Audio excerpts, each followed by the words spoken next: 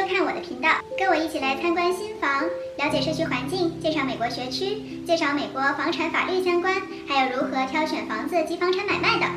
那我们今天要讨论的主题呢是购买房子应该买新房还是二手房呢？那这个话题呢有一点长，我会拆分为几个小视频给大家播出，欢迎大家及时收看哦。你一定想问了，作为新手投资者，买房是应该买新房还是二手房呢？那新房和二手房的劣势都有哪些呢？那我们又如何该挑选房子呢？大家知道吗？美国超过85%的房子都是二手房。关于买新房还是二手房这个议题呢，一直都是众说纷纭。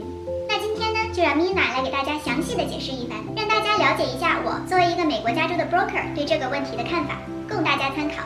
首先呢，我觉得要从大家最初购买房产的计划和需求来分析。那这些计划和需求呢，是您产生决策的关键点。那大家在买房之前呢，要问自己几个问题。那这些问题呢，也是我经常会问到我的客户的问题。好，下面跟大家分享一下。首先呢，第一个问题 ，What is your budget for buying a house？ 你买房的预算是多少？那买房的预算呢，肯定是一个关键点啦。大家要确定自己的现金或者是还贷的能力，从而呢计算出您的购房预算。当然啦，在同一个地区下同尺寸的房子中，新手房呢往往要比二手房贵15%到20%。好，那现在我们有了买房子的预算呢，我们就可以做第一轮的决定。那第二个问题呢，就是 What is your purpose buying a house？大家买房的目的是什么？我们买房的目的呢，简单说有两种，投资和自住。那投资呢，又分为短期回报收益和长期持有增值。那这个关于房产投资的话题呢，我会单独出一期给大家，欢迎收看哦。那买房分两种，投资和自住。那以投资买房的问题就比较复杂，我来详细的给大家说一下。如果说您是为了短期回报的投资呢，就是在您购买房产之后，在很短的时间内把它出售来获得利益。那么这个短期回报的投资呢，就是您购买到房产后，在几乎较短的时间低买高卖来赚取差价获得利益。举例说呢，就是我们的 fixer 呢，就是需要翻修的房屋，但是有一定的增值空间，有一定的潜力。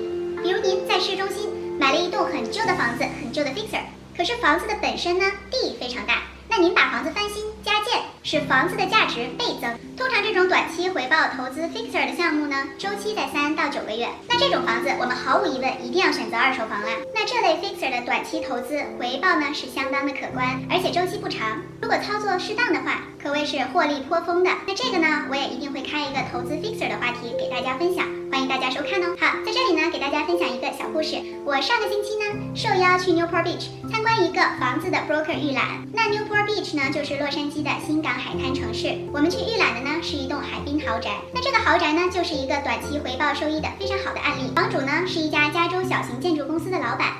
他呢，于2016年花了260万，在新港市购买了一栋二手房 fixer， 然后呢，在原有基础上历时3年，造出了一个颇具有美国经典风的豪宅。那现在呢，这栋豪宅上市以1025万美元的价钱出售，那这个价格翻了将近4倍哦。好，那我们第二种关于长期持有增值的投资呢，是说购入房产后等待一段时间，通常是2年以上，等待房价上涨后再出售获得利益。同时在备售期间，还可以把房产留作自住、度假或者是对外出租来获得利益。那这个房地产以长期持有来看呢，城市呢发展狂张，建筑土地稀有，抗通货膨胀，资产保值、现金收益等因素下，长期持有的投资呢，一般来说都有好的增值空间。通常呢，如果考虑房产的长期投资，那么这个房子的长期持有费用和短期出租的盈利，大家都要考虑。那这个呢，也有一个有趣的例子讲给大家听。3年前呢，我们公司为客人在东谷市附近的小区购买了2栋房子，那一栋呢是新房，一栋呢是二手房。那房子呢价格接近，都是9分的学区，48到50万美元之间，居住面积在3000多尺的独立别墅。那第一栋房子呢是一个二手房，也就是 fixer。那这栋房子呢，我们请 contractor 稍作装修，以54万美元的价格在几个月后出售。那这第一栋房子的回报率在扣除费用后将近2万元。那另一栋房子呢为新房，是建商呢全新盖好的房子。那由我们公司呢协作物业管理，以每个月2600美元的价钱出租。那房子扣掉地税和和其他杂费，还有一些盈余，每月大概是800元左右。那房子呢，今年以58.5万出售。那3年里呢，不仅有租金的盈余回报，还有长期持有增值的回报，将近8万美元。那我说这个例子呢，是希望大家对新房和二手房短期和长期的持有做一个进一步的了解，供大家参考。那我们现在讨论一下，如果大家买房是为了自住呢，那买房相对于投资来说，自住的问题就比较简单。那自住呢，考虑的问题主要就是家庭规划啦、个人喜好啦、房产省钱啦、房子的空间啦，还有学区呀等等。自住的房产是要选择新房还是二手房呢？这个要根据您家庭的喜好和需求来定。那一会儿呢，在下面对房子未来的规划，我会详细的跟大家说，自住的房产到底是选择新房还是二手房呢？其实各有各的好处。那我们从省钱的角度来说呢，二手房在同一个地点、同一个尺寸的房子呢，比新房要便宜15%到20%。这个呢，我们刚刚开始有说过的。所以从空间的角度上来说呢，同样的价钱，如果您购买二手房，肯定是能购买到更大的房子。那现在呢，我们就说一说折腾的问题了。不知道大家对折腾这个问题怎么看？有些人呢就喜欢折腾，有些人呢不喜欢折腾。可是买二手房呢，就需要一点点时间和精力去折腾一下的。那监督装修呢，绝对是一个体力活儿。这个呢，我个人经历，还有我的家人，我们都经历过很多套房子的装修，这个呢颇有体会。那二手房呢，作为投资和自住的性价比就比较高，不过呢，一般都需要重新装修才可入住。那新房呢，主要现在的新房设计的新颖有效、现代时尚，房屋呢又高智能化，而且现在普遍的新房装修呢，选用了轻奢华风，极受大家喜爱，并且买房后呢，即刻就可入住，不需要任何的房屋整修，那么也是非常吸引人的啦。所以呢，就入住时间来看，新房呢更为的方便便捷。所以呢，这里要选择什么，还是要看您的家人需求和喜好。好，那我们第三点呢，就是您对房屋的要求有什么 ？What are your requirements for a house？ 那对房屋的要求呢，这个就比较简单啦，大家可以列出自己的一个清单，列完清单呢，大家就可以自行做比较。